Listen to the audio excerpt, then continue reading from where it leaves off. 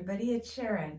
San Francisco has a museum called the Exploratorium, which was founded in 1969 and is just what it says. It's a place to explore.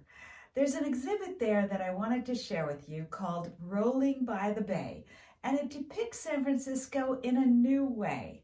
Let's take a closer look. Rolling by the Bay is a sculpture showcasing San Francisco using over 10,000 toothpicks.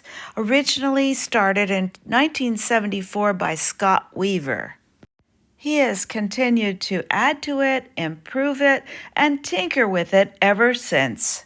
The Salesforce Tower is a new addition, joining the Transamerica Pyramid and Coit Tower. But there are nostalgic touches too, like the old cliff house that predates Scott, and a remnant of the old amusement park Playland at the beach. Look closely, there's a self-portrait of Scott on a surfboard catching a wave. And there are sentimental touches too, like the heart inside the Palace of Fine Arts. You could spend a lot of time examining all the intricacies and detail of this labor of love. But this sculpture has also been engineered as a maze for ping pong balls rolling through the bay. Helpful attendants will get us started.